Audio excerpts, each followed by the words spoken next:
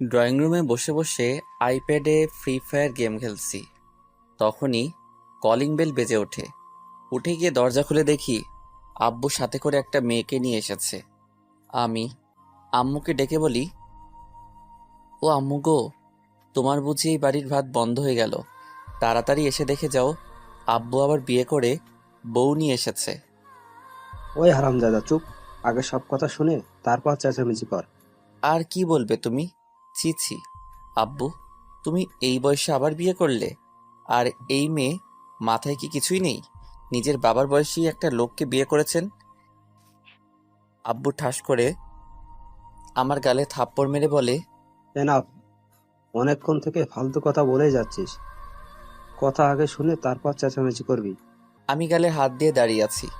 তখনই আম্মু এসে মেয়েটাকে দেখে একটা হাসি দিয়ে বলে, আরে নীলামা, আয় ভিতরে আয়, বাইরে দাঁড়িয়ে আছিস কেন?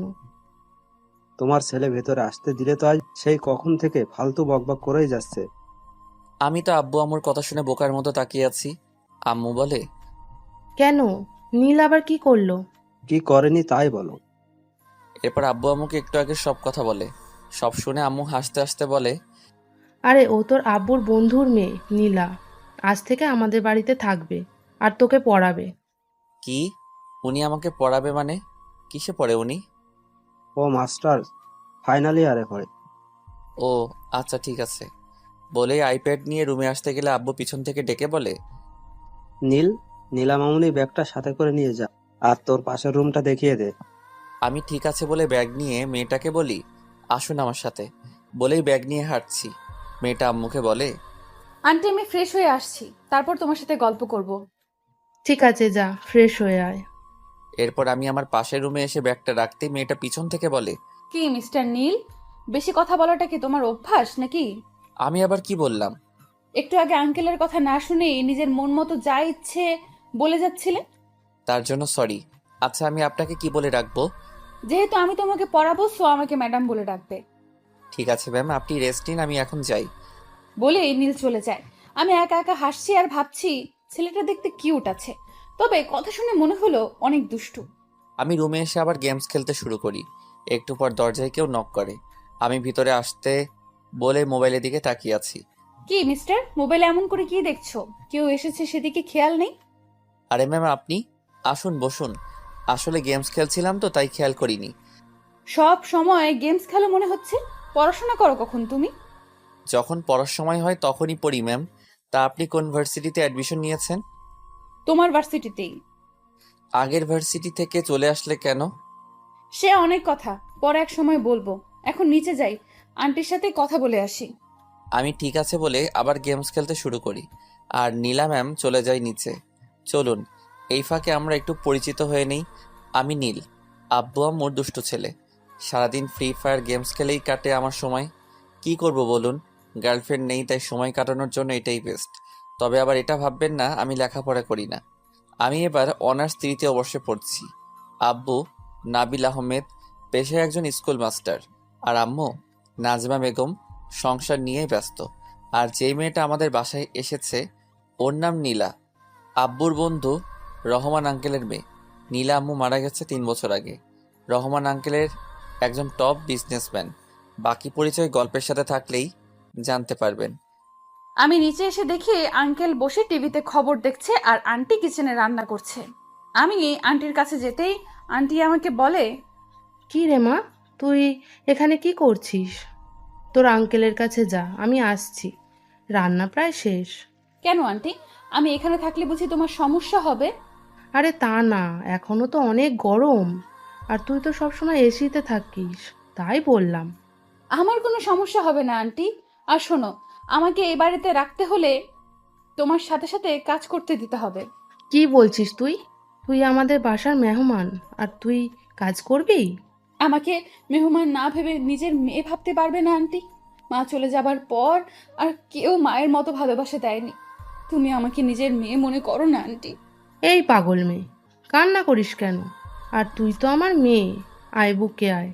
আমি দৌড়ে গিয়ে আন্টিকে জড়িয়ে ধরে চোখের পানি ছেড়ে দিই। আজ 3 বছর পর মনে হচ্ছে আমার বুকের মরুভূমিতে বৃষ্টি হয়েছে। একটু পর আন্টি আমাকে ছাড়িয়ে চোখের পানি মুছে দিয়ে কপালে চুমু দিয়ে বলে, যা মা, গিয়ে তোর আঙ্কেলের সাথে গল্প কর। আমার রান্না হয়ে গেছে, আমি খাবার নিয়ে আসছি। আমিও তোমাকে হেল্প করি আন্টি। আচ্ছা ঠিক আছে, আয়। আমি আর আব্বু টেবিলে বসে আছি। একটু পর দেখি আম্মু আর নীলা ম্যাম খাবার নিয়ে আসছে। আব্বু বলে, কিরে মা, তুই কাজ করছিস? আর নাজমা, তুমি কোন আক্কেলে মেয়েটাকে কাজ করতে দিচ্ছ? আন্টিকে কিছু বলো না আঙ্কেল, আমি নিজে থেকেই করছি। আন্টি আমাকে নিষেধ করেছে। উফ, এখন কথা রেখে খেতে দাও তো। আম্মু ক্ষুধায় পেটে ইঁদুর খরগোশ সব দৌড়াচ্ছে। আমার কথা শুনে আম্মু আর নীলা ম্যাম হাসছে। আব্বু আমার দিকে তাকিয়ে বলে, খাওয়া ছাড়া আর কোনো কাজ আছে নাকি? লেখাপড়ায় ঠন ঠন। এবার যদি রেজাল্ট খারাপ হয় তাহলে খবর আছে তোর। কত কষ্ট করে ইন্টার থেকে 4.68 নিয়ে পাশ করেছি, তাও এই স্কুল মাস্টার বলে আমি নাকি ঠিকমতো পড়াশোনা করি না। পাশের বাড়ির আকাশ জিপিএ 5 পেয়েছে, তোর সাথেই তো পড়ে।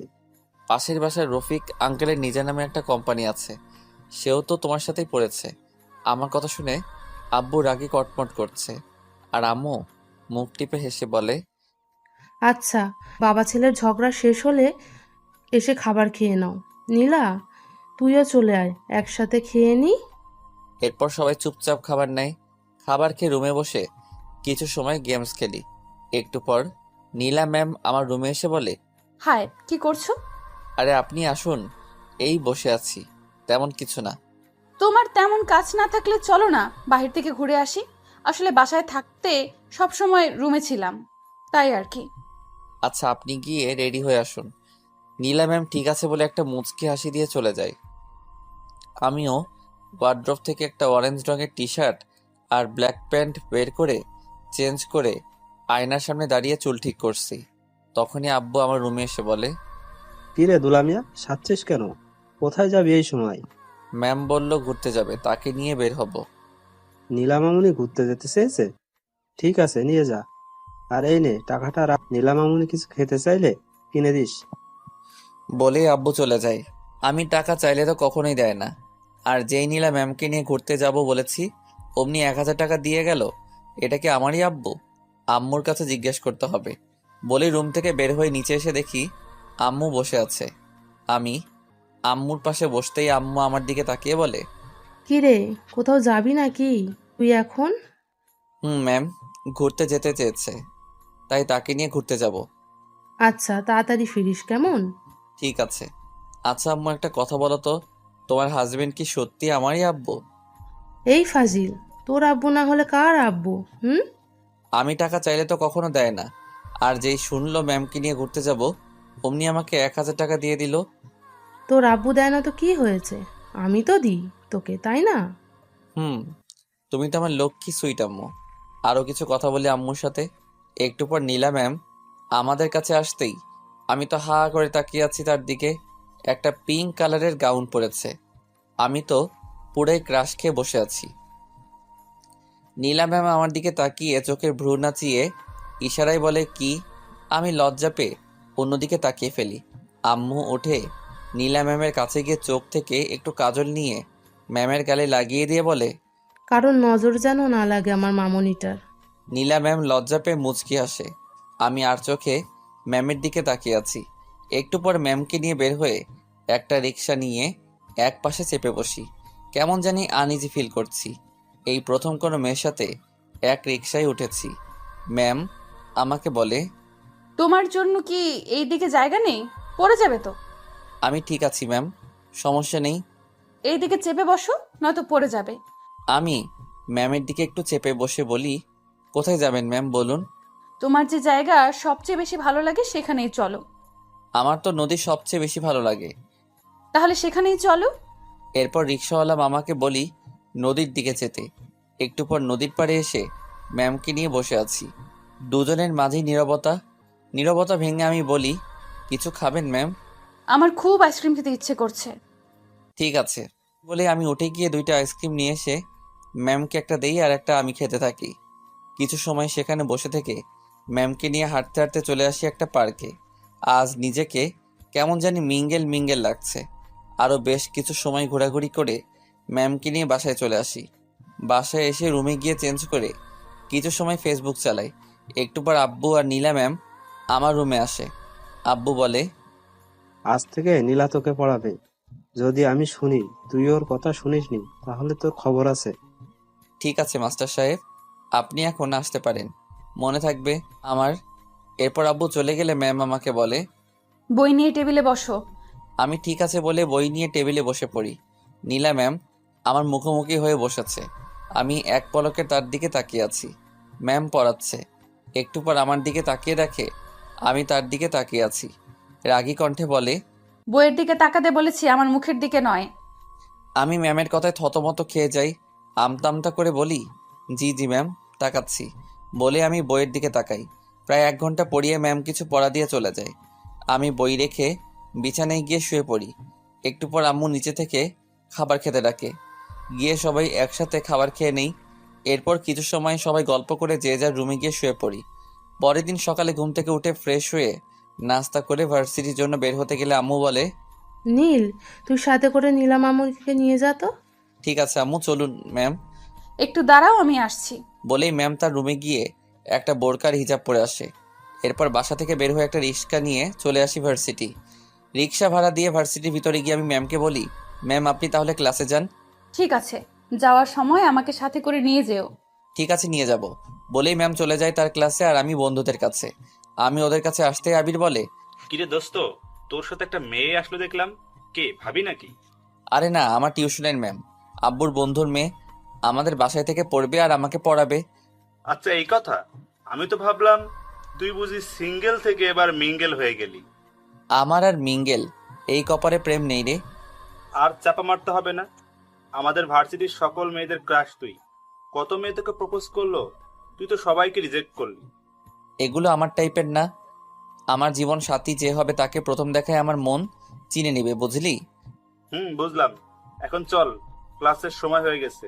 বলেই দুজন বাকিদের থেকে বিদায় নিয়ে ক্লাসে চলে আসি। 2টা ক্লাস করে বের হয়ে এসে ভার্সিটির মাঠে বসে গল্প করছি। আবির বলে, দোস্ত, তোর ম্যাডাম দেখতে কেমন রে? দেখ আবির, আমি ম্যামকে নিয়ে কোনো কথা বলতে চাই না। আরে আমি তো শুধু জানতে চেয়েছি তোর ম্যাডাম দেখতে কেমন। যেমনই হোক তা দিয়ে তোর কি প্রয়োজন? 5 জনের সাথে প্রেম করছি, তাদের গিয়ে দেখ না।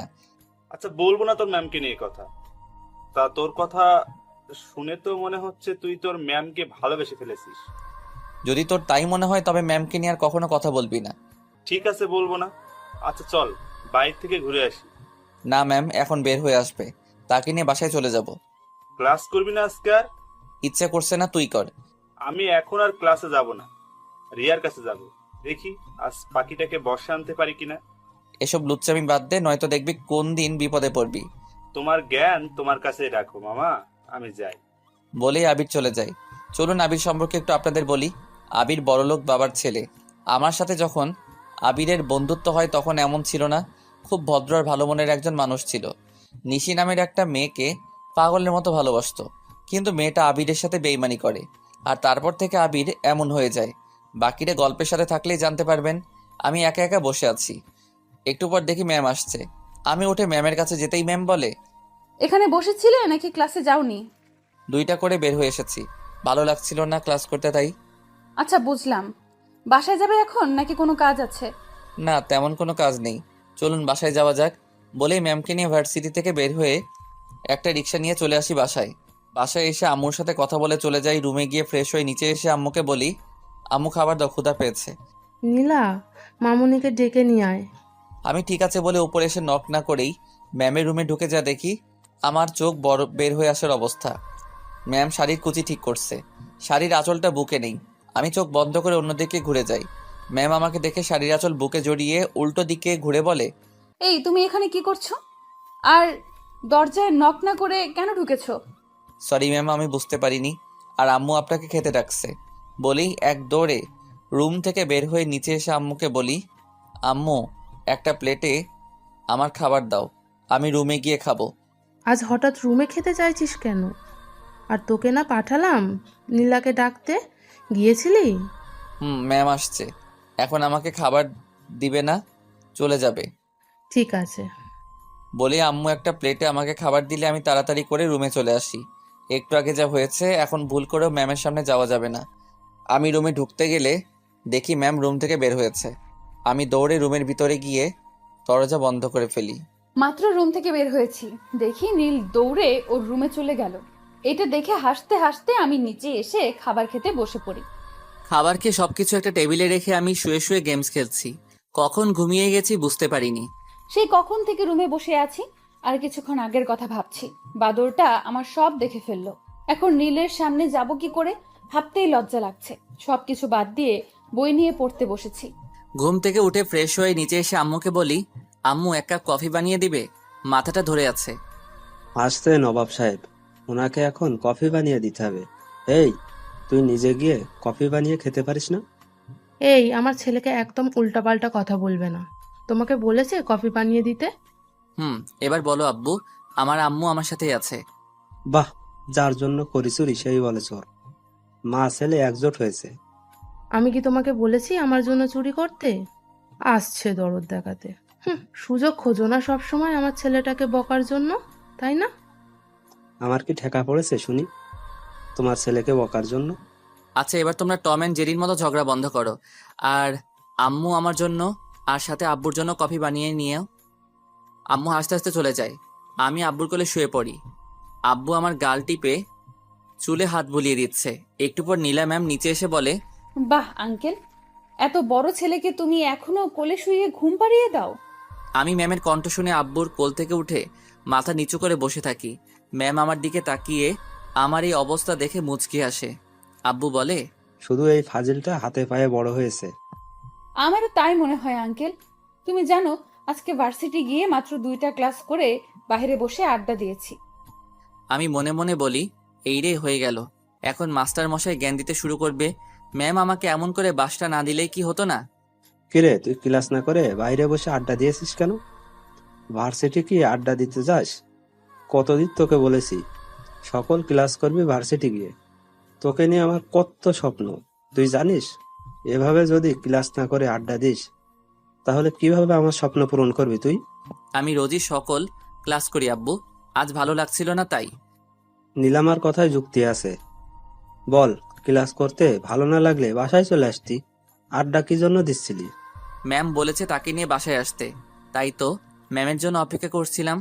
আমি ক্লাস না করে তোমাকে অপেক্ষা করতে বলেছি বুঝি? আমি মনে মনে বলি, আর বাস দিয়েন না গো মোড়ে, আর কিছু বললে মোর হিটলার বাপ এখন না আবার জুতা খুলে মোড়ে পিডাই। এরপর যদি আর কখনো শুনি ক্লাস না করে আড্ডা দিয়েছিস তাহলে পিটিয়ে পিঠের ছাল তুলে নেব। আমি নীলা ম্যামের দিকে অসহায় দৃষ্টিতে তাকাই। ম্যাম আমার দিকে তাকিয়ে মিটমাট করে হাসছে। আমি মনে মনে বলি, এই দিনই শেষ দিন না ম্যাডাম, আমারও দিন আসবে, তখন বোঝাবে কত ধানে কত চাল। একটু পর আম্মু হাতে করে 4 কাপ কফি নিয়ে আসে। সবাই কফি খেতে খেতে আড্ডা দিচ্ছি। কিছু সময় পর ম্যাম বলে, নীল চলো পড়তে বসবে, সন্ধ্যা হয়ে গেছে। আমাকে আবার রাতে আজকে একটু পড়তে হবে, কাল আমার একটা অ্যাসাইনমেন্ট আছে। ঠিক আছে ম্যাম চলুন। বলেই আমি আর ম্যাম আমার রুমে গিয়ে বই নিয়ে টেবিলে বসে আমি ম্যামকে বলি, তখনকার জন্য সরি ম্যাম। কখন কার জন্য ঠিক বুঝলাম না। নক না করে আপনার রুমে ঢোকার জন্য, কিন্তু বিশ্বাস করুন আমি কিছুই দেখিনি। নীলের কথা শুনে আমার চোখে এসে লজ্জা ভর করে। ফাজিলটা সব দেখে এখন বলে কিছুই দেখেনি। ইচ্ছে করছে সব কয়টা চুল টেনে তুলে দেই। আচ্ছা ঠিক আছে, এখন পড়ায় মনোযোগ দাও। আমি ঠিক আছে বলে পড়তে কালকে দিয়ে যাওয়া পড়া ম্যামকে দেখাই। এরপর ম্যাম আমাকে পড়াচ্ছে। ঘন্টাখানেকের মতো পড়িয়ে আজও কিছু পড়া দিয়ে চলে যায়। আমি টেবিল থেকে উঠে আইপ্যাড নিয়ে আবার গেমস খেলতে শুরু করি। কিছু সময় গেমস খেলে আইপ্যাডটা রেখে শুয়ে আছি। রুমে এসে কিছু সময় কালকের অ্যাসাইনমেন্টের জন্য পড়া কমপ্লিট করে আব্বুর সাথে কিছু সময় কথা বলে ছাদে গিয়ে দেখি নীল দাঁড়িয়ে কারোর সাথে মোবাইলে কথা বলছে। আমি আবিরের সাথে কথা বলছিলাম। হঠাৎ পিছনে কারো পায়ের শব্দ শুনে আবিরকে পরে কল দিব বলে কেটে দেই। ম্যাম আমার কাছে এসে বলে, এত রাতে কার সাথে কথা বলছো, তাও ছাদে এসে? আমার বন্ধু আবিরের সাথে। আপনি এখন এখানে? রুমে ভালো লাগছিল না, তাই একটু ছাদে আসলাম রাতে আকাশ দেখতে। ও আচ্ছা, আসুন দোলনায় বসি। বলেই ম্যাম আর আমি গিয়ে দোলনায় বসি। ম্যাম বলে, আচ্ছা তুমি এত ফাজিল কেন? যা বাবা, আমি আবার কি করলাম ম্যাম? এই যে এখানে আসার পর থেকেই তো দেখছি আঙ্কেলের সাথে কি সব কথা বলো। আঙ্কেলকে বুঝি ভালোবাসো না? ম্যাম, বাবা হচ্ছে সন্তানের জন্য ঠিক বটগাছের মতো, সন্তানের মাথার উপর ছায়া হয়ে থাকে। বাবাকে কতটা ভালোবাসি সেটা বলা হয়নি কখনো।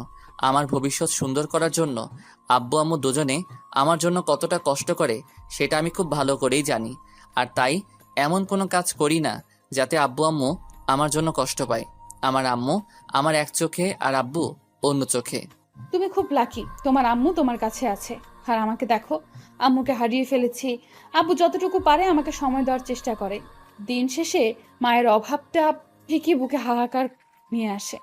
মন খারাপ করবেন না ম্যাম, আপনি দেখবেন বিয়ের পর আপনার শাশুড়ি আপনাকে মায়ের অভাব বুঝতে দিবে না। নীলা ম্যাম কান্না করতে করতে আমাকে জড়িয়ে ধরে বলে, জানি না নীল, মায়ের ভালোবাসার কখনো পাবো কিনা। মা কেন আমাকে ছেড়ে চলে গেল? একবার যদি আবার মা ফিরে আসতো আমার কাছে।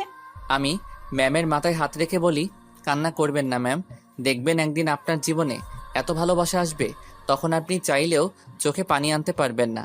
ম্যাম আমাকে ছেড়ে দিয়ে চোখের পানি মুছতে মুছতে বলে, সরি, একটু ইমোশনাল হয়ে গিয়েছিলাম, তাই তোমাকে জড়িয়ে ধরে ফেলেছি, কিছু মনে করো না।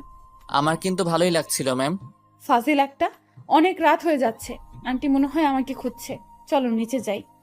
এরপর ম্যাম আর আমি নিচে আসতেই আম্মু বলে, কিরে, তোরা দুইটা কোথায় ছিলি এতক্ষণ?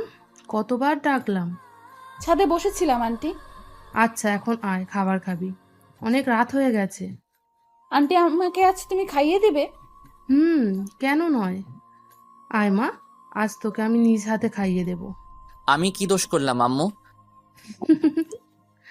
আচ্ছা আয়, তোদের দুইটাকেই খাইয়ে দিচ্ছি। বলেই আম্মু একটা প্লেটে খাবার নিয়ে আমাকে আর নীলা ম্যামকে খাইয়ে দেয়। খাবার শেষে কিছু সময় সবাই গল্প করে যে যার রুমে চলে যায়।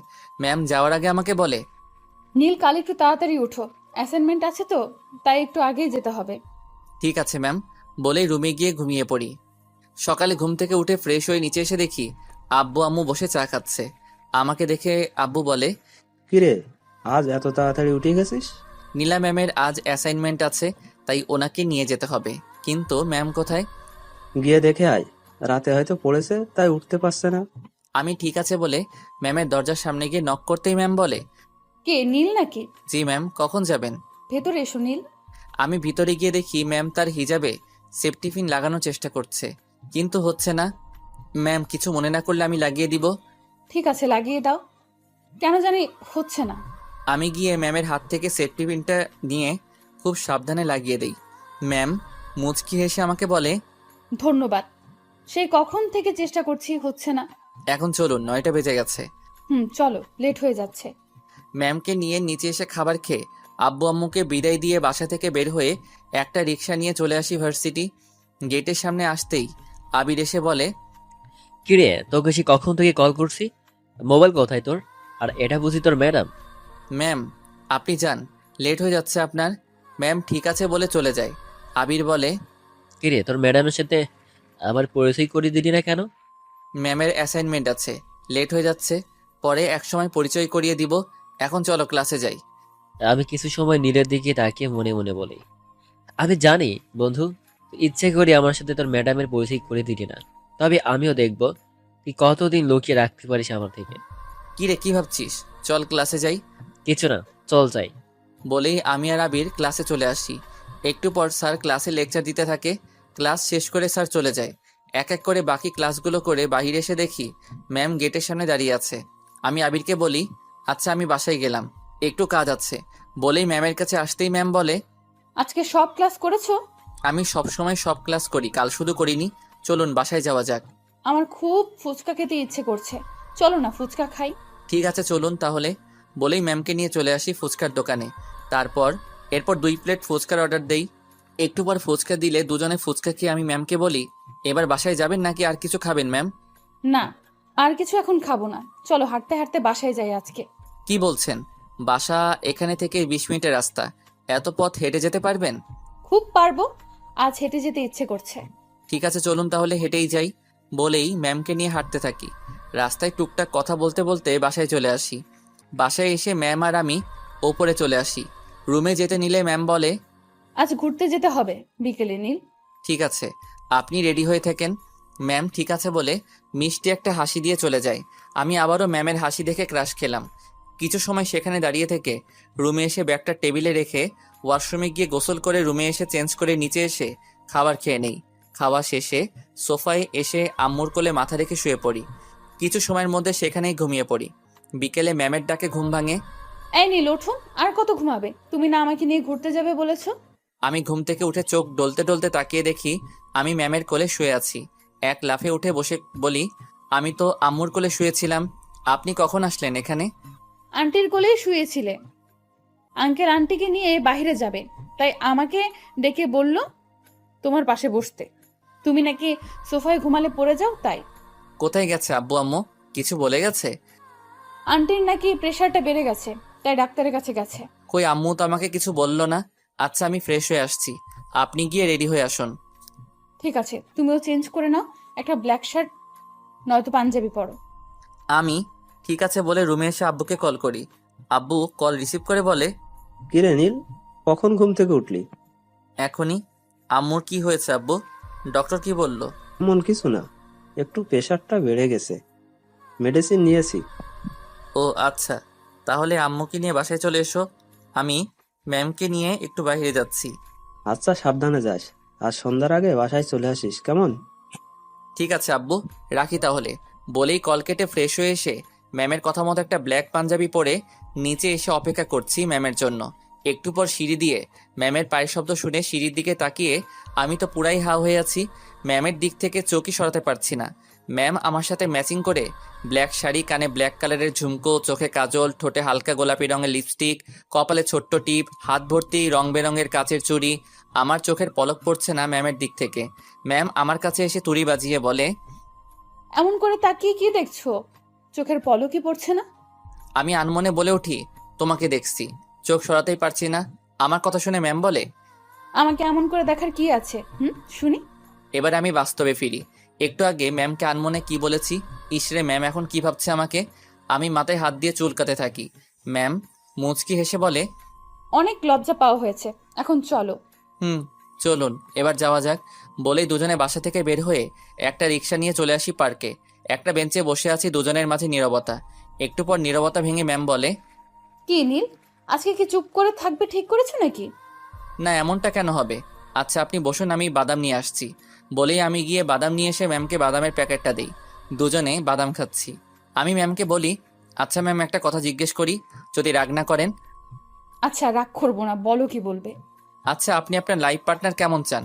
আই মিন কেমন ছেলে আপনার পছন্দ? কেন হঠাৎ এই কথা জানতে চাইছো কেন? এমনি ইচ্ছে হলো জানতে, কেমন ছেলে আপনার পছন্দ? তেমন করে এখনো ভাবিনি, তবে যে আমার লাইফ পার্টনার হবে তাকে অবশ্যই অনেস্ট হতে হবে আর আমাকে খুব ভালোবাসতে হবে। সে যদি আপনার থেকে জুনিয়র হয়, আই মিন ধরুন কোনো জুনিয়র ছেলে আপনাকে পছন্দ করে আর সে আপনাকে প্রপোজ করলো, তখন কি করবেন? জানি না, তবে যদি সে আমাকে সত্যিই ভালোবাসে তবে ভেবে দেখব, কারণ ভালোবাসা কখনো বড় ছোট দেখে হয় না। এটা অবশ্য ঠিক বলেছেন। তা তোমার কেমন মেয়ে পছন্দ, সিনিয়র নাকি জুনিয়র? আমি তো ভেবে রেখেছি সিনিয়র একটা আপুকে বিয়ে করব। আব্বু আম্মুকে বলে রেখেছি, তাদের কোনো সমস্যা নেই।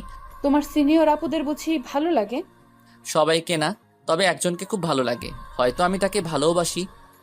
তা কে সেই লাকি গার্ল যাকে তোমার মতো একটা কিউট ছেলে ভালোবাসে? তাকে বলছো তুমি যে তাকে ভালোবাসো? না এখনো বলিনি, তবে খুব দ্রুত বলবো। আর তাকে বলার আগে আপনাকে বলবো কে সে। ঠিক আছে, এখন বলো শুনি, কে সেই লাকি গার্ল? আমি কিছু বলতে যাব তখনই আবির কোথা থেকে এসে আমাকে বলে, আরে নীল, তুই এখানে? আরে এটা বুঝি তোর ম্যাম। কেমন আছেন ম্যাম? জি ভালো আছি, আপনাকে তো ঠিক চিনলাম না, বাট কোথায় যেন আপনাকে দেখেছি মনে হচ্ছে। আজকে ভার্সিটিতে দেখা হলো। আমি নীলের বেস্ট ফ্রেন্ড আবির। তুই এখানে কি করে আবির? একটা কাজে এসেছিলাম, এইদিকে চলে যাচ্ছিলাম, তোকে দেখে আসলাম। বসবো আমি এখানে? আমরা তো এখন বাসায় চলে যাব, কাল কথা হবে ভার্সিটি। আজকে আসি কেমন? চলুন ম্যাম বাসায় যাই এবার।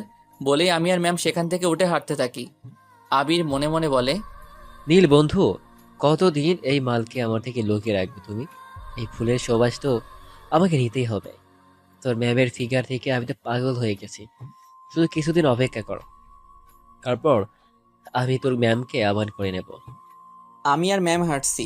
ম্যাম বলে, কি হলো নীল, আমরা তো মাত্রই আসলাম, এখনই বাসায় চলে যাব? কোন নদীর পাড়ে যাব? আপনাকে একটা কথা বলি ম্যাম, আবির যদি কখনো আপনার সাথে কথা বলার চেষ্টা করে, ওকে এড়িয়ে চলবেন, ঠিক আছে? কেন, কি হয়েছে? ওই ছেলেটা তো বললো ও নাকি তোমার best friend. Best friend, but ও এখন আগের মতো নেই। ও অনেক চেঞ্জ হয়ে গেছে। পরে একসময় আপনাকে সব বলবো। ম্যাম ঠিক আছে বলে। এরপর একটা রিক্সা নিয়ে চলে আসি নদীর পাড়ে। অনেক সময় দুজনে ঘোরাঘুরি করে বাসায় চলে আসি। এইভাবে হাসি আর আনন্দে কেটে যায় 6 মাস। ম্যাম আর আমার মাঝে এখন খুব ভালো একটা বন্ধুত্ব হয়েছে। আমি এখন ম্যামকে আর আপনি বলি না, তুমি করে বলি। সকালে নীলকে ডাকতে ওর রুমে গিয়ে দেখি এখনো ঘুমিয়ে আছে। এই ছেলেটা কত যে ঘুমাতে পারে বুঝি না, সারা রাত কি যে করে। আমি নীলের কাছে গিয়ে ওর মাথায় হাত রেখে ডাকতে থাকি, এই নীল ওঠো, ভার্সিটি যাবে না? নীল ঘুমের মধ্যে আমার হাত ওর বুকে জড়িয়ে ধরে। আমি কিছু সময় মুগ্ধ নয়নে নীলের ঘুমন্ত মুখের দিকে তাকিয়ে থাকি। একটু পর আমি ঘুমের মধ্যে খেয়াল করি কারো হাত আমার বুকে। ঘুম ঘুম চোখে তাকিয়ে দেখি আমি ম্যামের হাত জড়িয়ে ধরে শুয়ে আছি। তাড়াহুড়ো করে হাত ছেড়ে দিয়ে উঠে বসে বলি, নীলা তুমি কখন এলে? সে কখন থেকে তোমাকে ডাকছি, ভার্সিটি যাবে না? আজ আমি যাব না, একটু কাজ আছে, তুমি যাও প্লিজ। আর আব্বু যদি কিছু জানতে চায় তবে বলবে আজ আমার ক্লাস হবে না। আমি আঙ্কেলকে মিথ্যে বলবো কেন? প্লিজ, শুধু আজকের জন্য। তুমি না আমার বন্ধু, আর বন্ধুর জন্য ছোট্ট একটা মিথ্যে বলতে পারবে না? আগে বলো, কি এমন কাজ আছে তোমার যার জন্য আজ ভার্সিটি যাবে না? এটা তোমার জন্য সারপ্রাইজ, এখন বলা যাবে না। আমার জন্য কি এমন সারপ্রাইজ শুনি? বলে দিলে কি আর সারপ্রাইজ থাকলো? নীলা মুচকি হেসে ঠিক আছে বলে রুম থেকে চলে যায়। আসলে আজ নীলার জন্মদিন, তাই ওর জন্য একটা সারপ্রাইজ পার্টির আয়োজন করছি। আর আজকে আমি আমার মনের কথা বলবো নীলাকে। আপনারা আবার নীলাকে কিছু বলে দিয়েন না, বললে কিন্তু খবর আছে বলে দিলাম। এরপর উঠে ফ্রেশ হয়ে নিচে এসে সবাই একসাথে খাবার খেয়ে নেই। নীলা বাসা থেকে বের হতে গেলে আব্বু বলে, কিরে নীলামা, তুই একা যাচ্ছিস কেন? এই বাদর, তুই এখনো রেডি হসনি কেন? আজকে নীলের ক্লাস হবে না আঙ্কেল, তাই আমি একাই যাচ্ছি। ও আচ্ছা, তাহলে নীল একটা কাজ কর, নীলামাকে ভার্সিটিতে পৌঁছে দিয়ে আয়। রাস্তাঘাটের অবস্থা ভালো না, একা যেতে হবে না। আচ্ছা আব্বু, আমি তাহলে নীলাকে পৌঁছে দিয়ে আসছি। বলেই দুজন বাসা থেকে বের হয়ে একটা রিক্সা নিয়ে উঠে পড়ি। রিক্সায় উঠতেই নীলা বলে, এই প্রথম আমি মিথ্যা বললাম, তাও তোমার জন্য। তবে আর কখনো কিন্তু বলবো না, মনে রেখো। ঠিক আছে আর বলতে হবে না। আমিও আজকের পর আর ভার্সিটি অফ দিব না। কথা বলতে বলতে ভার্সিটি চলে আসি। নীলাকে ভার্সিটি পৌঁছে দিয়ে আমি চলে আসি ফুলের দোকানে। কিছু ফুল, লাল নীল সাদা রঙের আবির, আরও যা যা লাগে সব কিছু নিয়ে বাসায় চলে আসি। এরপর আব্বু আম্মুকে এসে সব বলি। আব্বু আম্মু সব শুনে খুব খুশি হয়। আমি সব কিছু ছাদে নিয়ে রেখে দেই। এরপর রুমে এসে কিছু সময় আইপ্যাড নিয়ে ফ্রি ফায়ার গেমস খেলতে খেলতে ঘুমিয়ে যাই। ক্লাস শেষ করে বের হয়ে আসতেই নীলের বন্ধু আবির একটা গোলাপ ফুল নিয়ে আমার সামনে এসে হাঁটু ভাঁজ করে বসে বলে, যেদিন প্রথম তোমাকে দেখেছি সেদিন থেকেই আমার মনের কোণে তোমায় নিয়ে অনেক স্বপ্ন এঁকে রেখেছি। ভালোবাসি তোমাকে। Will you marry me? এই ছেলে, তোমার লজ্জা করে না? জুনিয়র হয়ে সিনিয়রকে প্রপোজ করছো? ভালোবাসি, এতে লজ্জার কি আছে নীলা? আর তুমি সিনিয়র বলে তোমাকে ভালোবাসা দেব না, এটা কোথায় লেখা আছে? কোথায় কি লেখা আছে আমি জানি, আর কখনো আমাকে এসব কথা বলবে না। বলেই আমি সেখান থেকে চলে আসতে গেলে আবির পেছন থেকে আবার বলে, নীল কি এত সুখ দিয়েছে নাকি যে আমাকে পছন্দ হয় না? আমি কিন্তু নীলের চেয়ে বেশি সুখ দিতে পারবো। একবার চলো আমার সাথে। আবিরের কথা শুনে আমার রাগে মাথা গরম হয়ে যায়। আবিরের কাছে গিয়ে ঠাস করে ওর দুই গালে থাপ্পড় দিয়ে বলি, রাস্কেল, নিচে যেমন সবাইকে তেমন ভাবিস, নিজের মা বোনের সাথে কি এইভাবেই কথা বলিস? আজ বুঝতে পারছি নীল কেন আমাকে তোকে এড়িয়ে চলতে বলেছে। আর কখনো আমার সামনে আসলে থাপড়ে তোর মুখের নকশা চেঞ্জ করে দেব, বাজে ছেলে কোথাকার। তুই খুব বড় ভুল করেছিস নীলা। এই আবিরের গায়ে হাত তুলে তোর এমন অবস্থা করব, আমি কাউকে মুখ দেখানোর অবস্থায় থাকবি না। বলেই আবির রাগে মেগে সেখান থেকে চলে যায়। নীলা বাসায় আসে, সোজা আমার রুমে চলে আসে। নীলার দিকে তাকিয়ে দেখি চোখ কেমন লাল হয়ে আছে। কিছুটা অবাক হয়ে জিজ্ঞেস করলাম, কি হয়েছে তোমার, এমন লাগছে কেন? নীলা কিছু না বলে দৌড়ে এসে আমাকে জড়িয়ে ধরে কান্না করে দেয়। আমি কিছুটা ঘাবড়ে যাই। বুক থেকে নীলার মাথাটা তুলে দুই গালে হাত রেখে বলি, কি হয়েছে তোমার? কেউ কিছু বলেছে? বলো আমায়। নীলা আবার আমাকে জড়িয়ে ধরে কান্না করতে করতে ভার্সিটিতে যা হয়েছে সব বলে। রাগে আমার মাথা গরম হয়ে যায়। কিন্তু আজ নীলার জন্মদিন, তাই কোনো ঝামেলা করতে চাই না। তাই শান্ত কণ্ঠে নীলাকে বলি, আচ্ছা আমি দেখছি, তুমি কেঁদো না, যাও রুমে গিয়ে ফ্রেশ হয়ে আসো। তোমার জন্য আমি এখনো না খেয়ে আছি। কি, তুমি এখনো খাওনি? আচ্ছা, আমি ফ্রেশ হয়ে আসছি। তুমি ফ্রেশ হয়ে রুমেই থেকে আমি খাবার নিয়ে তোমার রুমে আসছি। আজ তোমাকে আমি খাইয়ে দেব নিজ হাতে। নীলা মুচকি হেসে মাথা নাড়িয়ে ঠিক আছে বলে চলে যায়। আমি নিচে গিয়ে একটা ফ্ল্যাটে দুইজনের জন্য খাবার নিয়ে নীলার রুমের সামনে এসে দরজায় নক করতেই নীলা ভিতরে যেতে বলে। আমি রুমে গিয়ে দেখি নীলা চেঞ্জ করে বসে আছে। আমি হাত ধুয়ে নীলার সামনে বসতেই নীলা বলে, এক প্লেট কেন, তুমি খাবে না? এক ফ্ল্যাটে দুজনের হবে না বুঝি? আমি তোমাকে খাইয়ে দিচ্ছি, তুমি আমাকে খাইয়ে দাও। নীলা ঠিক আছে বলে আমাকে খাইয়ে দেয়, আর আমি নীলাকে। খাওয়া শেষ হলে নীলা বলে, আমার খুব ঘুম পাচ্ছে, আমার মাথায় একটু হাত বুলিয়ে দিবে? ঠিক আছে, তুমি শুয়ে পড়ো, আমি দিচ্ছি। এরপর নীলা শুয়ে পড়ে। আমি নীলার মাথার পাশে বসে ওর মাথায় হাত বুলিয়ে দিচ্ছি। নীলা আমার দিকে কিছু সময় তাকিয়ে থেকে ঘুমিয়ে যায়। আমি নীলার কপালে চুমু দিয়ে রুম থেকে বের হয়ে দরজা বন্ধ করে দিয়ে চলে আসি ছাদে। ছাদে এসে ফুল আর ঝাড়বাতি দিয়ে পুরো ছাদটা ভালো করে সাজিয়ে ফেলি। আর আবির দিয়ে বড় বড় করে হ্যাপি বার্থডে টু ইউ নীলা লিখি দেয়ালে।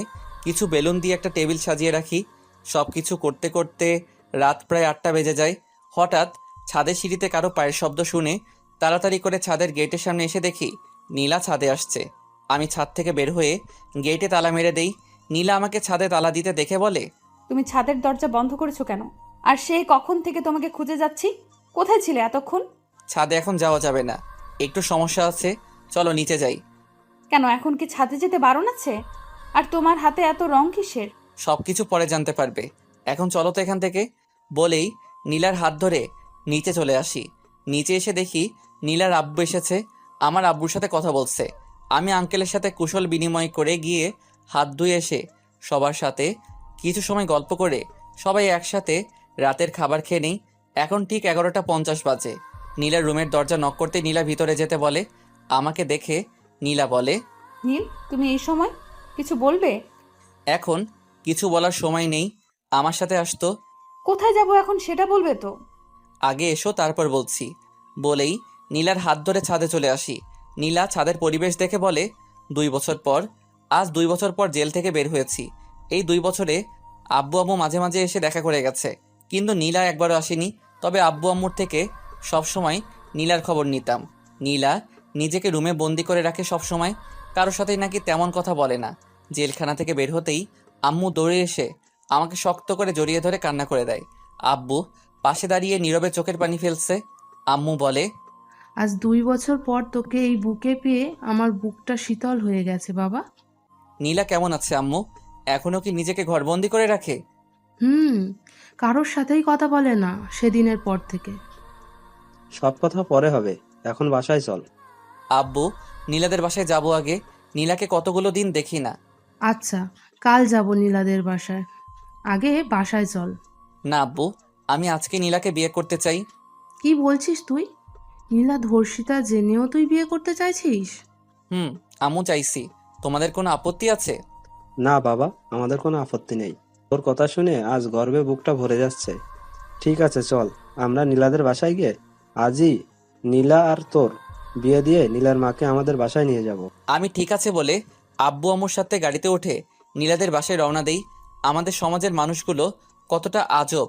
একটা ধর্ষিতা মেয়েকে দেখলে ছিচি করে, অথচ বিয়ের আগে কত মেয়ে তার বয়ফ্রেন্ডের সাথে রুম ডেট করে, তারা ঠিকই বুক ফুলিয়ে সমাজে চলাফেরা করে। আবার কত ছেলে তো আছে যারা বিবাহিতা মেয়েদের নিয়ে পালিয়ে যায়, তাদের দিকে কেউ আঙ্গুল তোলে না। কিন্তু একটা জানোয়ার একটা অসহায় মেয়ের সর্বনাশ করলে তার দিকে ঠিকই আঙ্গুল তোলে। নিজেদের চিন্তাভাবনা বদলান, দেখবেন সমাজ এমনি বদলে যাবে। কিছুক্ষণ পর নীলাদের বাসার সামনে এসে গাড়ি থামে। আব্বু, আমি আম্মু নীলাদের বাসার সামনে দরজার সামনে দাঁড়িয়ে আছি। আব্বু কলিং বেল দিতে নীলার আব্বু এসে দরজা খুলে আমাকে দেখে বলে, আরে নীল বাবা, কেমন আছো তুমি? কতটা শুকিয়ে গেছো, এসো ভেতরে এসো। নীলা কোথায় আঙ্কেল? সেই দিনকার ঘটনার পর অনেকবার সুইসাইড করার চেষ্টা করেছে। অনেক কষ্টে বুঝিয়ে এই পথ থেকে ফিরিয়ে আনতে পারলেও ঘর থেকে বের করতে পারিনি। সবসময় রুমেই নিজেকে বন্ধ করে রাখে। আমি দেখছি আঙ্কেল। আর আব্বু, তুমি কাজে নিয়ে আসো, আজই আমি নীলাকে বিয়ে করব। আমার কথা শুনে নীলার আব্বু বলে, কি বলছো বাবা, তুমি সবকিছু জেনেও? আঙ্কেল, আমি সব কিছু জেনেই বলছি। আমি নীলাকে ভালোবাসি, আর এসব আমার আর নীলার মাঝে কোনো বাধা সৃষ্টি করতে পারবে না। নীলার আব্বু আমাকে জড়িয়ে ধরে কান্না করে দিয়ে বলে, সত্যি বাবা, তোমার মা বাবা খুব ভাগ্য করে তোমার মতো ছেলে পেয়েছে। আপনারা বিয়ের ব্যবস্থা করুন আঙ্কেল, আমি নীলাকে নিয়ে আসছি। বলেই নীলার রুমে চলে যাই। গিয়ে দেখি নীলা শুয়ে আছে। নীলা কেমন আছো? নীলা আমার কণ্ঠ শুনে উঠে আমার দিকে তাকিয়ে আমাকে দেখে দৌড়ে এসে জড়িয়ে ধরে কান্না করে দেয়। আমি নীলাকে আমার থেকে ছাড়িয়ে কপালে চুমু দিয়ে চোখের পানি মুছে দিয়ে বলি, আর কাঁদবে? চোখের পানি শেষ হয়নি? এই 2 বছরেও তোমার চোখের পানি শুকোয়নি? তুমি কবে ছাড়া পেলে নীল? আজই। একবারও আমাকে দেখতে ইচ্ছে হয়নি তোমার? হয়েছে, রোজ হয়েছে, কিন্তু নিজের এই অপবিত্র শরীর নিয়ে সমাজের মানুষের সামনে কি করে যেতাম? আমার নীলা কখনো অপবিত্র হতে পারে না। চলো আমার সাথে। কোথায় যাব? আজ আমরা বিয়ে করব। পাগল হয়ে গেছো তুমি? একটা ধর্ষিতা মেয়েকে বিয়ে করবে তুমি? আমার জন্য সমাজের সবার কাছে তোমার মাথা হেট হয়ে যাবে, আর তাছাড়া তোমাকে দেবার মতো কিছুই নেই। আমি তোমার দেহকে নয় নীলা, তোমাকে ভালোবেসেছি। আর রইল সমাজের কথা। এই সমাজকে আমি মানি না, যে সমাজে একজন পতিতা মাথা উঁচু করে চলে আর একটা ধর্ষিতা মেয়ের দিকে আঙুল তোলা হয়। আমি পারবো না নীল, তুমি চলে যাও। আমার চোখের দিকে তাকিয়ে বলো তুমি আমাকে ভালোবাসো না। একবার বলো আমি চলে যাব। নীলা আমাকে ছেড়ে দিয়ে উল্টো পাশ হয়ে চোখের পানি ছেড়ে দেয়। আমি নীলার কাছে গিয়ে আমার দিকে ঘুরিয়ে চোখের পানি মুছে বলি, আমি আমার উত্তর পেয়ে গেছি। এবার রেডি হয়ে নাও, আমরা আজই বিয়ে করছি। কিন্তু নীল, এটা কি করে? আর কিছু বলার আগেই আমি নীলার ঠোঁটের সাথে আমার ঠোঁট মিশিয়ে দেই। 5 মিনিট পর ছেড়ে দিয়ে বলি, এখনো বলবে আমাকে বিয়ে করবে না? নীলা কান্না করতে করতে আমাকে জড়িয়ে ধরে। আমিও শক্ত করে নীলাকে আমার বুকে জড়িয়ে ধরি। বেশ কিছু সময় দুজনে একে অপরকে জড়িয়ে ধরে আমি নীলার হাত ধরে নিচে আসতেই আম্মু নীলার কাছে এসে কপালে চুমু দিয়ে বলে, আয় মা, বস এখানে। নীলা আম্মুর সাথে গিয়ে বসে পড়ে। একটু পর আব্বু আর আঙ্কেল কাজী নিয়ে আসলে আমাদের বিয়ে পড়ানো হয়। কাজী বিয়ে পড়িয়ে চলে যায়। কিছু সময় নীলাদের বাসা থেকে আমাদের বাসায় চলে আসি। নীলা আম্মুর সাথে নিচে বসে আছে। আমি ওয়াশরুমে চলে যাই গোসল করতে। চলুন জেনে আসি 2 বছর আগে কি এমন হয়েছিল যার জন্য আমি জেলে গিয়েছিলাম। 2 বছর আগে নীলা ছাদের পরিবেশ দেখে খুশিতে আমাকে জড়িয়ে ধরে বলে, তুমি জানলে কি করে আজ আমার জন্মদিন? আমার হবু বউয়ের জন্মদিন আর আমি জানবো না? কে তোমার হবু বউ? আমি পকেট থেকে একটা রিং বের করে নীলার সামনে হাঁটু ভাঁজ করে ফিল্মি স্টাইলে বসে বলি, তোমাকে দেখার পর হারিয়ে গেছে আমার চোখের ঘুম, আমার নিঃশ্বাস প্রশ্বাসে এখন শুধু তোমারই ছোঁয়া। আমি সেই চাঁদ যার তুমি ছাড়া আর কোনো আকাশ নেই। আমার প্রতি মোনাজাতে তুমি, তুমি আমার প্রতি বইয়ের পাতার প্রতিটি শব্দ, তুমি আমার সুখের আশা। তাই চাই না কখনো তোমার থেকে দূরে যেতে। I love you Nila, will you marry me? Nila আমার সামনে বসে আমাকে জড়িয়ে ধরে কান্না করতে করতে বলে, তোমায় ভালোবাসার দামে পাপ যদি হয় পায়ে পায়ে মাখিব পাপ সারা গায়ে, কোনো পুণ্য খুঁজি না। তোমায় ভালোবাসা ছাড়া আমি আর অন্য কিছুই বুঝি না। আমিও যে তোমার প্রেমেই অন্ধ, বুঝি না আর ভালো মন্দ। তোমার ভালোবাসার পানি ছাড়া অন্তর আমার ভিজবে না। সব দরজা বন্ধ হলেও ক্ষতি নেই তোমার দরজা খোলা থাকলে। মরার মতো বেঁচে থাকবো মন থেকে তুমি ভুললে। থাকলে তোমার বুকের মাঝে মনটা থাকে মহা আনন্দে। তুমি ছাড়া আমিও বাঁচবো না। I love you too Neel, and yes I will marry you. আমিও নীলাকে শক্ত করে জড়িয়ে ধরি আমার বুকে। কিছু সময় এভাবে থাকার পর আমি নীলাকে রিং পরিয়ে দিয়ে হাতে কিস করি। এরপর আব্বু আঙ্কেল সবাই হাততালি দিতে দিতে বের হয়ে আসে। নীলা সবাইকে দেখে লজ্জায় লাল হয়ে যায়।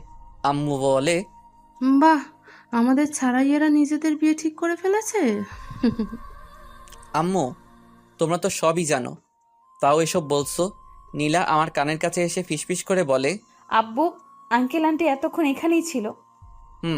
এখানেই ছিল ম্যাডাম। নীলা লজ্জা পেয়ে আমার বুকে মুখ লুকায়।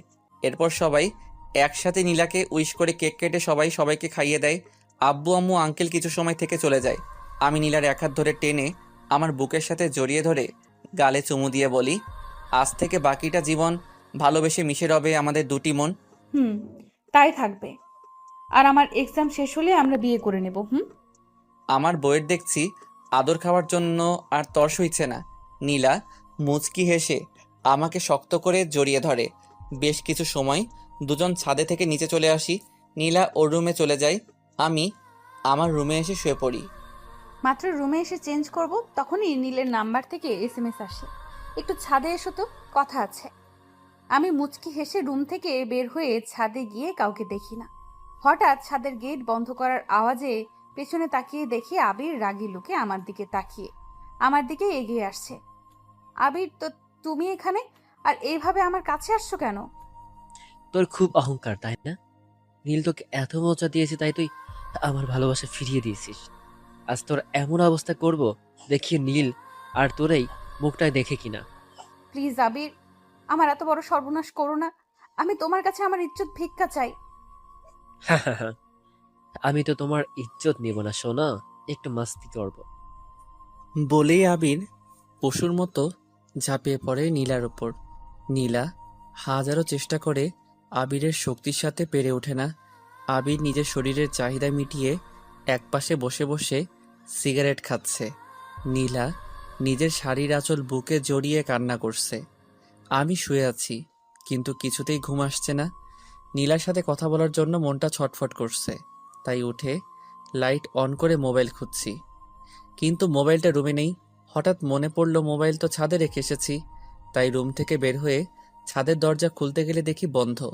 এর মধ্যে নীলার কান্নার আওয়াজ শুনে বুকের ভিতরটা মোচড় দিয়ে ওঠে। কয়েকটা লাথি মারতে দরজা ভেঙে যায়। ছাদে এসে যা দেখি, আমার মাথায় আকাশ ভেঙে পড়ে। আবি নীলার পাশে বসে সিগারেট খাচ্ছে। ওর গায়ে একটা শর্ট প্যান্ট ছাড়া কিছু নেই। নীলা ওর শাড়ির আঁচল বুকে জড়িয়ে কান্না করছে। আবির আমাকে দেখে পালানোর চেষ্টা করলে ওর বুকে এক লাথি মেরে ওকে ফেলে দিয়ে আশেপাশে তাকিয়ে একটা রড হাতে নিয়ে ইচ্ছে মতো আবিরকে মারতে থাকি। মারতে মারতে আবিরের নাক মুখ থেকে রক্ত বের করে ফেলি। আবিরের শরীর ফেটে রক্ত পড়ছে। চেঁচামেচি শুনে সবাই ছাদে এসে দেখে এই অবস্থা। আম্মু গিয়ে নীলাকে ধরে তুলে বুকে জড়িয়ে নেয়। নীলা আম্মুকে জড়িয়ে ধরে কান্না করছে।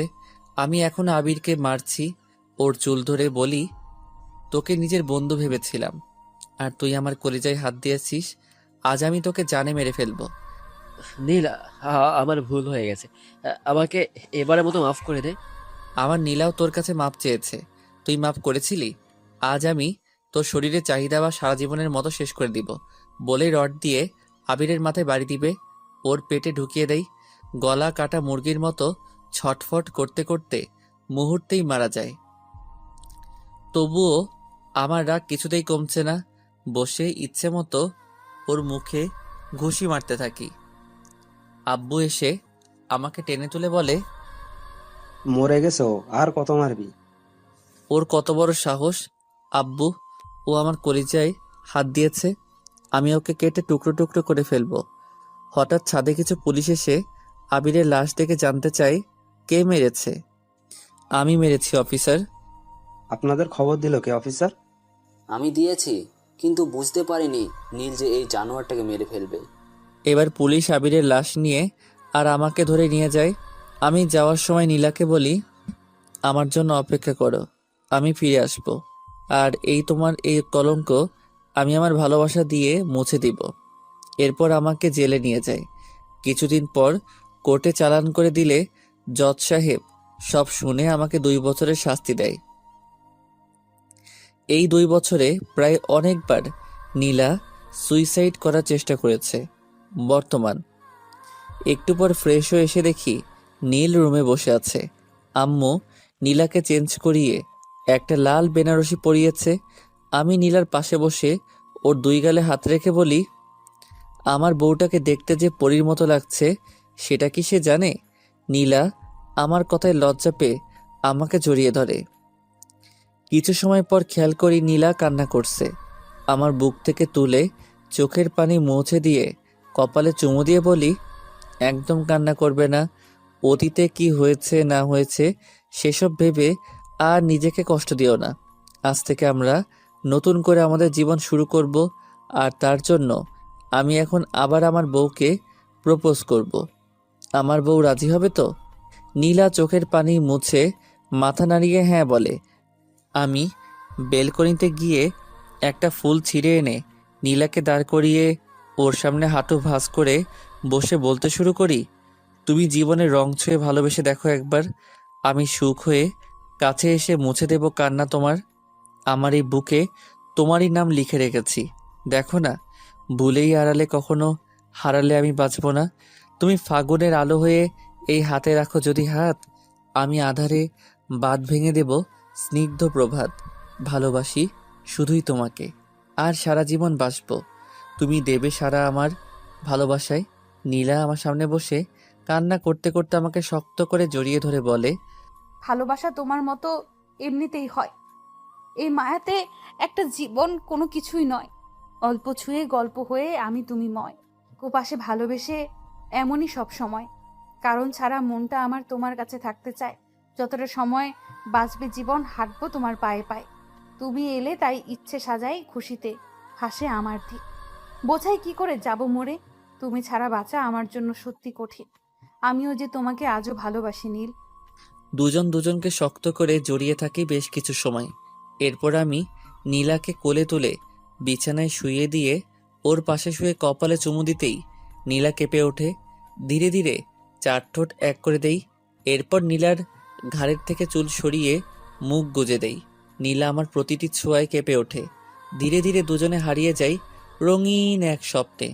কিছু সময় পর নীলা আমার বুকে মাথা রেখে ঘুমিয়ে পড়ে। আমি নীলার কপালে চুমু দিয়ে ওকে জড়িয়ে ধরে ঘুমিয়ে পড়ি। পরের দিন সকালে ঘুম থেকে উঠে দেখি নীল আমাকে শক্ত করে জড়িয়ে ধরে ঘুমিয়ে আছে। কাল রাতের কথা মনে হতেই চোখে লজ্জার ঠোঁটে হাসি চলে আসে। কিছু সময় নীলকে জড়িয়ে ধরে থেকে উঠে ওয়াশরুমে চলে যাই। ঘুমিয়ে আছি, হঠাৎ মুখে পানি পড়তেই চোখ খুলে দেখি বউ আমার তার ভেজা চুল আমার মুখের সামনে ধরে মুচকে মুচকে হাসছে। আমি নীলার হাত ধরে এক টানে আমার বুকে ফেলে দিয়ে বলি, দুষ্টুমি হচ্ছে তাই না? এখন যদি আমি আবার গোসল করার ব্যবস্থা করি তাহলে কি হবে শুনি? একদম না, এখন আবার আমি গোসল করতে পারবো না। প্লিজ ছাড়ো। সবাই উঠে গেছে, কেউ চলে আসবে। এখন এখানে কে আসবে শুনি? সবাই জানে আজ আমরা এত সহজে রুম থেকে বের হব না। ইস, শখ কত! এত লুচু হয়ে গেছো কেন তুমি? আমার বউ আর আমি তার সাথে লুচোগিরি না করলে কার সাথে করব শুনি? ইচ্ছে তো করছে দরজার বাহিরে একটা ব্যানার লাগিয়ে দেই আর তাতে লিখে দেই 7 দিনের জন্য লকডাউন। সত্যি সত্যি লুচু হয়ে গেছো, শুধু পচা কথা বলে। এখন ছাড়ো, উঠে ফ্রেশ হয়ে নাও। আগে আমার মর্নিং কিসটা দিয়ে দাও। সারা রাত যা করেছো তাতে হয়নি বুঝি? এতে কিছু হয় নাকি? এত কিউট বউ আমার, ইচ্ছে তো করে সব সময় আদর করি। তোমার মুখে কিছু আটকায় না, তাই না? আমি অন্য কাউকে কিছু বলছি না যে আটকাবে, আমি আমার বউকে বলছি।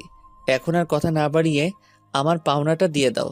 নীলা আমার গালে চুমু দিয়ে বলে, এবার হয়েছে, এখন ওঠো। এটা কি ছিল? আমি 5 বছরের ছোট বাচ্চা নাকি যে গালে চুমু দিচ্ছ বলে নীলাকে শক্ত করে জড়িয়ে ধরে 4 ঠোঁট এক করে দেই।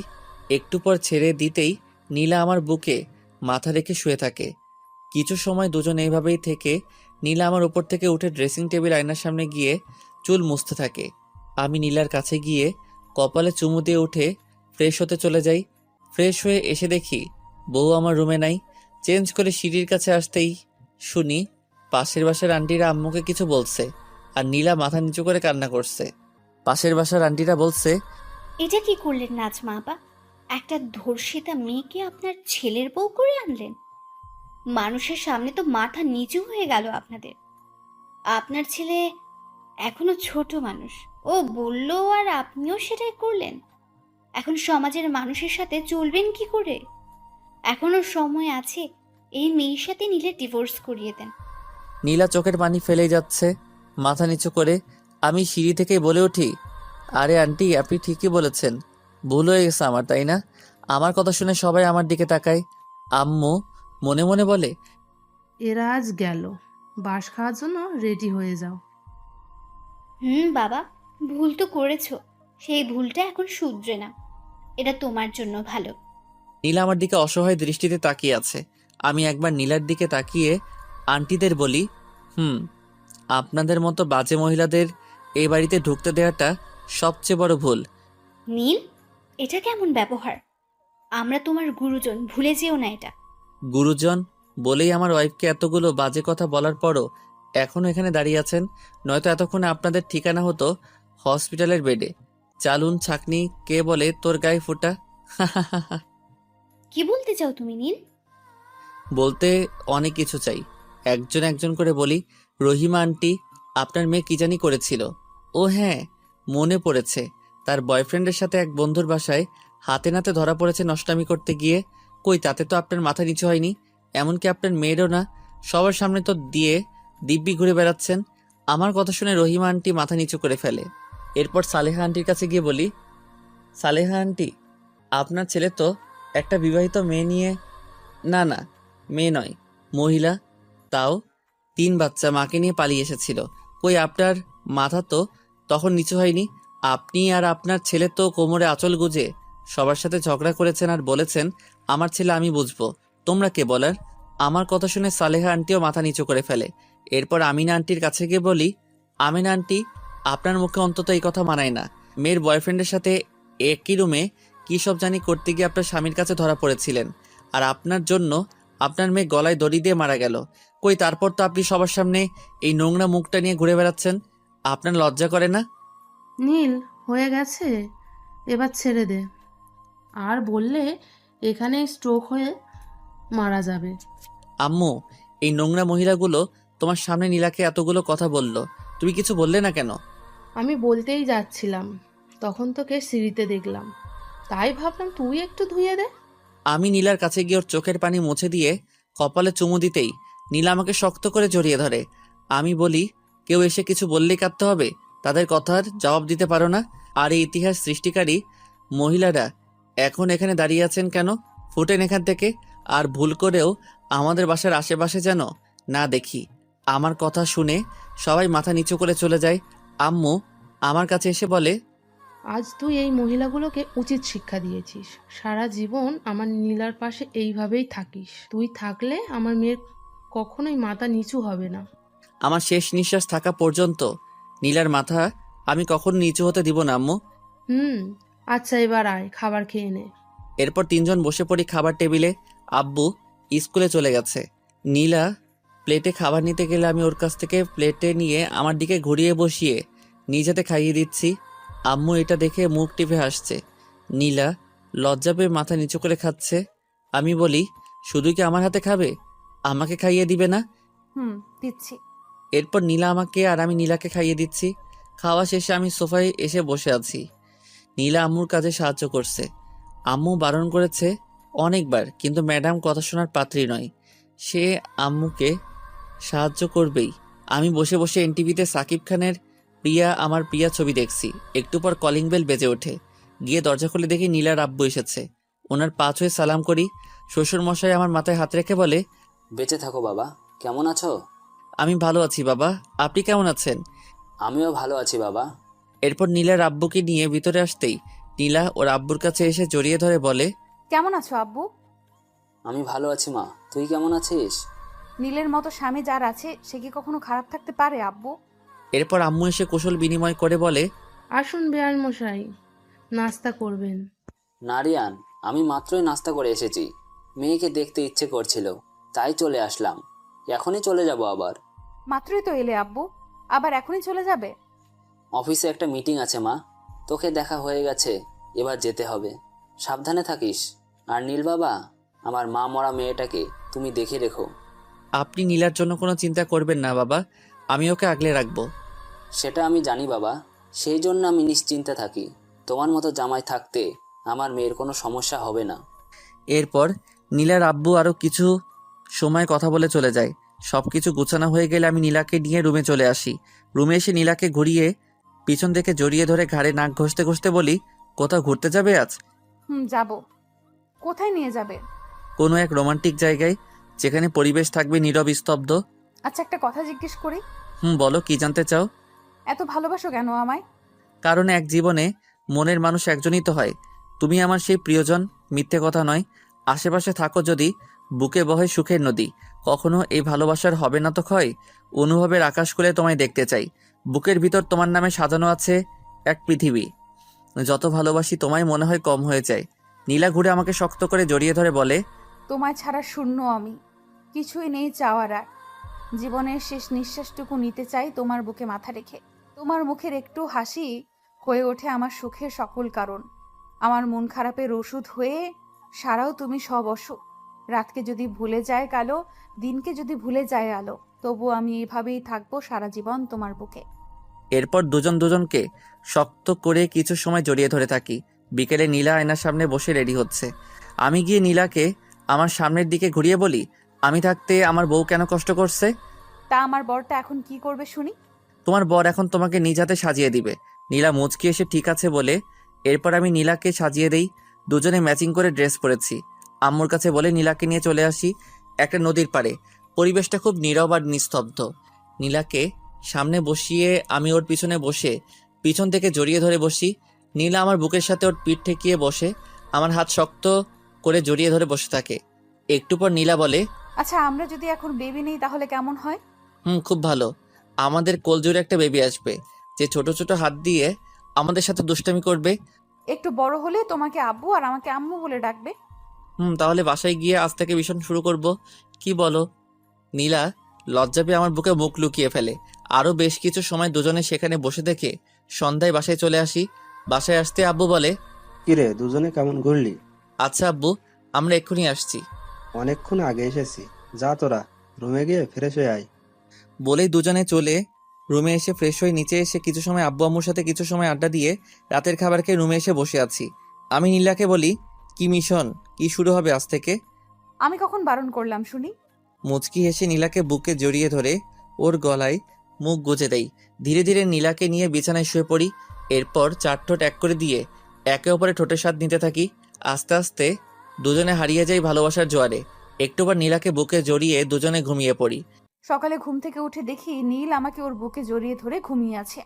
কিছু সময় নীলের ঘুমন্ত মুখের দিকে তাকিয়ে থেকে ওর কপালে চুমু খেয়ে উঠে ওয়াশরুমে চলে যায়। ঘুমের মধ্যে হঠাৎ মুখে পানি পড়ায় চোখ খুলে তাকিয়ে দেখি আমার বউ আমার মুখের উপর তার ভিজা চুল ধরে রেখেছে। এক টানে বুকের উপর ফেলে দিয়ে বলি, সকাল সকাল দুষ্টুমি হচ্ছে, এখন তো এর ফল পেতেই হবে। এখন একদম দুষ্টুমি করবে না, সারা রাত দুষ্টুমি করেছো। বউটা আমার, তাই আমি তো দুষ্টামি করবই, দেখি কে আটকায় আমায়। বলেই আবার দুজনে হারিয়ে যাই এক অপরের মাঝে। এই যে আপনারা এখন এমন করে তাকিয়ে আছেন, একটু লজ্জা নেই তাই? আমাদের এবার একটু একা ছেড়ে দিন। দিনটা টাটা, ভালো থাকুন। আর বউয়ের আদর পেতে হলে তাড়াতাড়ি বিয়েটা করে নিন।